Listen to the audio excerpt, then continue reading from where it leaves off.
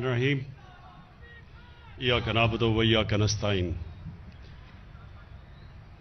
जनाब Usman Buzdar, chief minister Punjab, और doctor Yasmin, health minister Punjab, आपको और आपकी सारी टीम को मैं आज खराज तहसीन पेश करता हूं।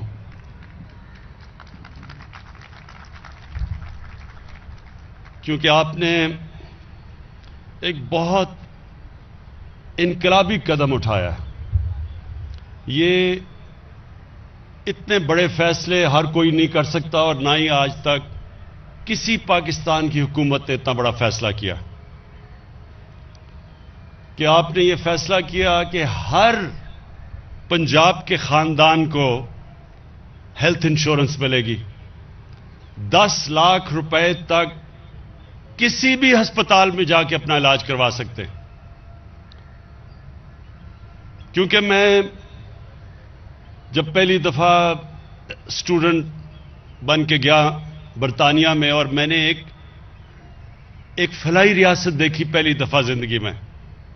क्योंकि हमारा तो मुल्क का जो ऑब्जेक्टिव रेजोल्यूशन में हमारे फाउंडिंग फादर्स ने वाज़े किया हुआ था कि पाकिस्तान ने एक इस्लामी फलाई रियासत बनना था, तो हमें तो यहां अंदाजा ही नहीं था कि फलाई रियासत क्या होती है। जब मैं बरतानिया गया तो पहली दफा मैंने एक फलाई रियासत देखी। और फलाई रियासत वो होती है जो एक आम आदमी की बुनियादी जरूरियात पूरी करती है, जो इंक्लूसिव ग्रोथ में बिलीव करती है। यानी कि वो ये नहीं चाहती कि एक छोटा सा तबका अमीर होता जाए, वो चाहता है कि सारा मुल्क खुशहाल हो। और ये थी मदीना की रियासत में दुनिया की तारीख में पहली दफा जब फलाई रियासत बनाई थी हमारी नबी सल्लल्लाहु अलैहि वसल्लम ने। पहली दफा एक रियासत ने जिम्मेदारी ली थी अपनी कमजोर तबके की। ये कभी दुनिया में पहले नहीं हुआ था। पहले तो बादशाह होता था और बादशाह के इर्द गिर्द लोग होते थे, वो सारे अमीर हो जाते थे, बाकी कौम नीचे रहती थी। बहुत बड़ा फासला था अमीर और गरीब में। तो ये पहली दफा उन्होंने एक ऐसा मॉडल लेके आए, और मुझे बड़े अफसोस से कहना पड़ता है कि अगर वो मॉडल अगर आपने देखना है आज, तो मुझे अफसोस से कहना पड़ता है वो मुसलमान दुनिया में आपको नहीं नजर आएगा। वो आज आपको यूरोप में नजर आएगा। सबसे बेहतरीन उसकी अगर आपने मिसाल देखनी है तो वो स्कैंडिनेविया में है। डेनमार्क, नॉर्वे, स्वीडन, सबसे अगर आपने करीब किसी रियासत को देखना है वो इन मदीना की रियासत के करीब, तो वो आप इस स्कैंडिनेवियन ममालिक को देखेंगे जिधर रियासत ने पूरी जिम्मेदारी ली अपने कमजोर तबके की। कभी आपको मौका मिले, मैं तो बड़ी दफा गया हूं वहां जो पाकिस्तानी रहते हैं, कभी आप उनसे पूछें कि फलाई रियासत क्या होती है, वो आपको बताएंगे कि कैसे एक रियासत में रहम होता है, एहसास होता है एक कमजोर तबके का। और ये अल्लाह का वादा है। जब अल्लाह हमें हुक्म करता है कि नबी सल्लल्लाहु अलैहि वसल्लम के रास्ते पे चलो, शरीयत पे चलो, तो वो अल्लाह हमारे भले के लिए वादा करता है कि जब तुम उनके रास्ते पे चलोगे तो अल्लाह की नेमतें आएंगी तुम्हें। नमाज में आप सिर्फ एक चीज मांगते हैं कि अल्लाह मुझे उनके रास्ते पे लगा जिनको तूने नेमतें बख्शी। वो किसका रास्ता था? जिसको सबसे ज्यादा अल्लाह ने नेमतें बख्शी और अपना कुरान शरीफ में जो कहा मेरा हबीब है, वो हमारे नबी सल्लल्लाहु अलैहि वसल्लम थे। तो जब अल्लाह हमें हुक्म करता है उनके रास्ते पे चलो, वो हमारी बेहतरी के लिए कहता है। जो भी इंसान उनके रास्ते पे चलेगा अल्लाह उसको अजमत देगा। जो कौम मदीना की रियासत जो उनकी सुन्नत है उस पे चलेगी, वो कौम उठ जाएगी। تو آج اگر آپ اسکینڈینیویا میں دیکھیں گے تو ان کے پاس کوئی اتنے وسائل نہیں ہیں. میں آپ کو یقین سے کہتا ہوں کہ پاکستان میں زیادہ وسائل ہیں سارے اسکینڈینیوین ممالک سے، لیکن وہاں خوشحالی دیکھیں. ترستے ہیں ہمارے بیچارے پاکستان کے لوگ کہ کہیں ہمیں ویزا مل جائے اور ہم وہاں چلے جائیں. وسائل یہاں زیادہ ہیں، خوشحالی ادھر زیادہ ہے، کیونکہ وہ یاد رکھنا، یہ پھر سے میں بار بار اپنے لوگوں کو بتاتا ہوں، رحمت للعالمین ان کو خطاب ملا تھا، رحمت المسلمین نہیں ملا تھا. یعنی کہ وہ سارے انسانوں کے لیے رحمت بن کے آئے تھے. تو جو ان کے قدموں پہ چلے گا، چاہے وہ مسلمان ہو یا نہ ہو، اس نے اوپر چلے جانا ہے. تو اس لیے آج وہاں خوشحالی ہے. اور مجھے افسوس سے کہنا پڑتا ہے کہ دنیا کی تاریخ کا واحد ملک جو اسلام کے نام پہ بنا تھا، جس کا نعرہ تھا کہ پاکستان کا مطلب کیا، لا الہ الا اللہ، وہ نعرہ تو لگاتے رہے ہیں ہم. سب سے زیادہ دنیا میں تو جب بھی مکہ یا مدینہ گیا ہوں سب سے زیادہ پاکستانی ملتے ہیں آپ کو. یا ہم سب سے زیادہ روزے بھی رکھتے ہیں، سب سے زیادہ یہ نمازیں بھی پڑھی جاتی ہیں. ہماری تبلیغی جماعت دیکھیں کہ اللہ کی راہ میں لوگوں کو لانے کے لیے کتنی بڑی تبلیغی جماعت ہے، بڑے بڑے اجتماع ہوتے ہیں، لیکن ہم اس راستے پر کبھی نہیں چلے جس کے اوپر ہمیں حکم ہے. تو یہ جو آج ہم پنجاب کی گورنمنٹ جو آج ہم بھی قدم اٹھا رہے ہیں، ہم یہ اس راستے پر لگے ہیں. اب تک تو وہ راستہ ادھر تھا تو ہم ادھر جا رہے تھے، اب ہم اس راستے کے اوپر آ رہے ہیں جو اس قوم کی عظمت کا راستہ ہے، جو اس قوم کو اوپر لے کے جائے گا. میں یہاں پاکستان کے حکمرانوں کو دیکھتا تھا، کوئی کہتا تھا جی میں پاکستان کو ایشین ٹائیگر بنا دوں گا. ایشین ٹائیگر کیا مقابلہ کر سکتا ہے جو متحدہ کی ریاست کہ جو ایک قوم کھڑی ہوئی تھی جسے دنیا کی امامت کی تھی؟ ایشین ٹائیگر تو کوئی چیز ہی نہیں اس کے سامنے. ہم اس راستے پہ جانا چاہتے ہیں جس کے لیے پاکستان بنا تھا. اگر پاکستان اس راستے پہ نہیں چلے گا تو یاد رکھیں یہ بہت بڑا دھوکہ تھا ہندوستان کے مسلمانوں پہ.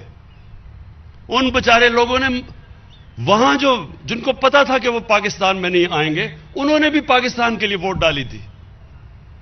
وہ سارے دعا کرتے تھے پاکستان کے لیے، اور وہ اس لیے کرتے تھے کیونکہ انہوں نے علامہ اقبال نے جو مسلمانوں کو، ہندوستان کے مسلمانوں کو جو خواب دی تھا کہ ہم ایک مثالی اسلامی ریاست بنائیں گے، انہوں نے اس کے لیے ووٹ ڈالی تھی. اور ہم نے اس سے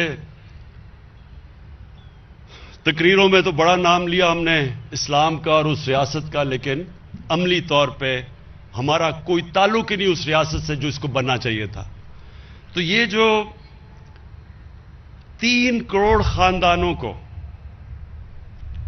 تقریباً 400 ارب روپیہ اس کا وہ خرچ کر کے ہیلتھ انشورنس جو ملے گی، میں یہ اس لیے بار بار آپ کو خراج تحسین پیش کرتا ہوں، عثمان بزدار آپ کو اور ڈاکٹر یاسمین آپ کو اور آپ کے ساری ٹیم کو، کہ یہ انشاءاللہ یہ وقت بتائے گا کہ آپ نے یہ وہ کام کیا ہے کہ یہ میٹرو ٹرین اور اورنج ٹرینوں کے اوپر جتنے مرضی اتنے پیسے خرچ کر دیتے ہیں، وہ وقت بتائے گا کہ وہ کتنا فائدہ پہنچائے گی. پیسہ تقریباً اتنا ہی ہے، اور یہ اس ملک کو کدھر لے کے جائے گا جو آج آپ نے قدم اٹھایا ہے.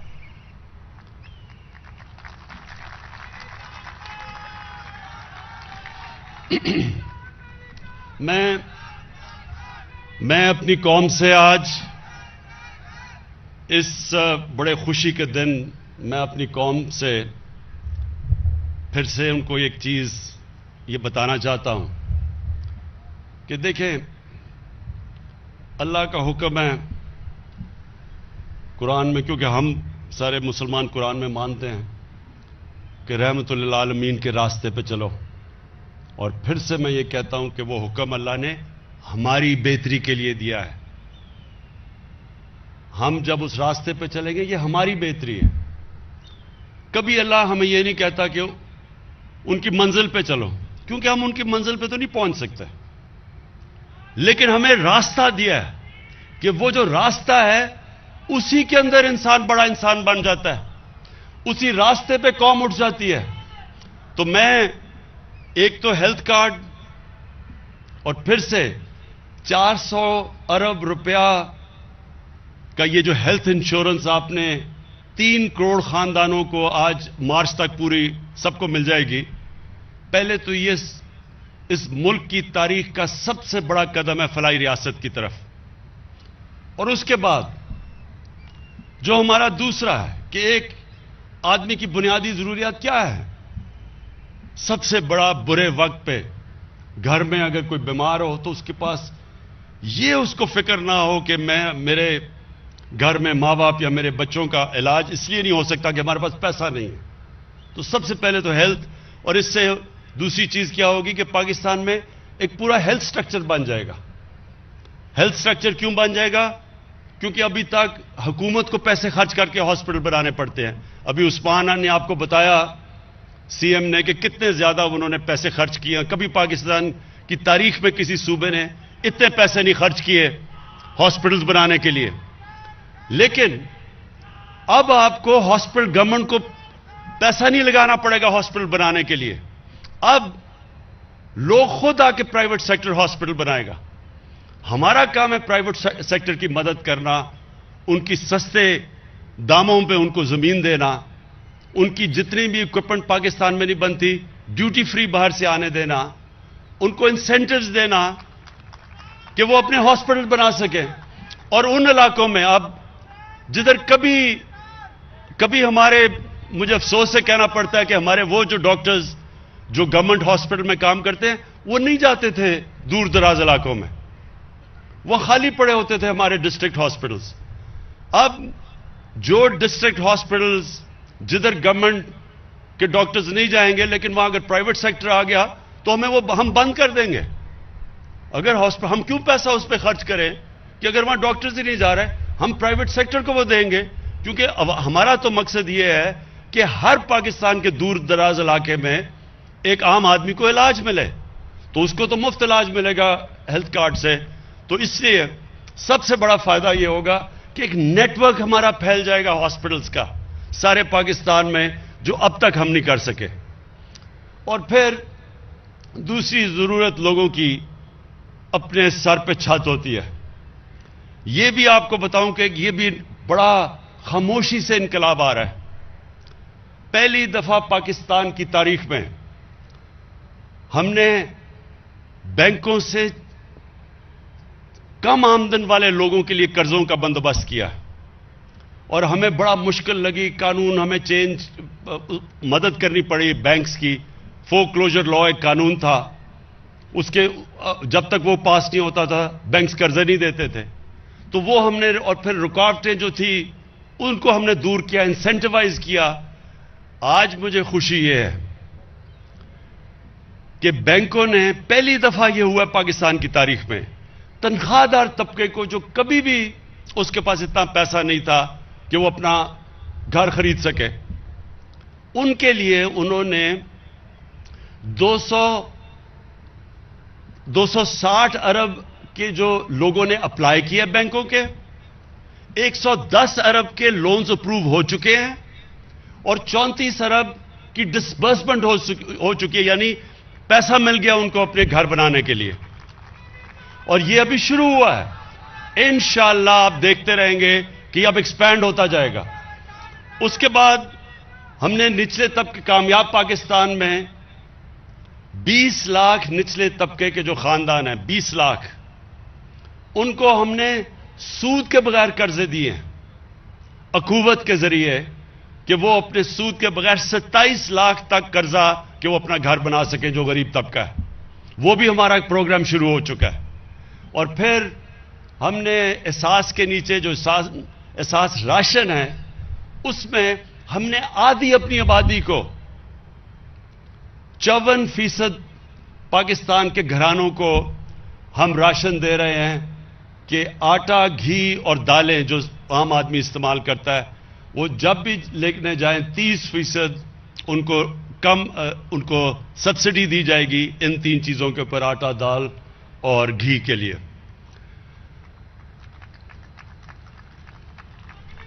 کامیاب پاکستان پروگرام میں ہم وہ دوسرا کام کر رہے ہیں کہ 5 لاکھ تک سود کے بغیر قرضے دے رہے ہیں شہروں کے اندر کہ اپنا کوئی کاروبار، چھوٹی دکان شروع کر سکے کوئی، اور دیہاتوں کے اندر کسانوں کے لیے 5 لاکھ سود کے بغیر قرضہ۔ اس سارا کا مقصد کیا ہے کہ اس راستے پہ ہم لگیں، وہ جو ہمیں مدینہ کی ریاست میں دکھایا گیا تھا کہ اپنی اس ملک کی جب ڈیولپمنٹ ہو تو وہ باٹمز اپ ہو، یعنی نیچے سے اوپر آئے، بجائے اس کے کہ جو اب تک ہوتا رہا کہ امیر امیر ہوتا گیا اور نچلا طبقہ غریب ہوتا گیا۔ اور میں آج بڑا خوش ہوں کہ یہ جو پنجاب نے جس طرح دلیری سے یہ آج لانچ کیا ہے، اس میں ہمیں ضرور مشکلات آئیں گی کیونکہ پہلی دفعہ اتنا بڑا پروگرام ہو رہا ہے، لیکن ہم نے پورا تیاری کی ہوئی ہے، کمیٹی جو مسلسل دیکھتا رہے گا کس طرح کے پرابلمز آئیں، اور انشاءاللہ ہم سارے حل کرتے رہیں گے۔ اور پھر سے مارچ تک سارے پنجاب کے گھرانوں کو ہیلتھ کارڈ مل چکے گا، پختونخوا میں سارے گھرانوں کو ہیلتھ کارڈ مل چکا ہے، اب بلوچستان میں، آزاد کشمیر میں اور گلگت بلتستان میں جدھر ہمارے گورنمنٹس ہیں، سب کو ہم نے ہر خاندان کو ہیلتھ کارڈ پہنچا رہے ہیں۔ شکریہ۔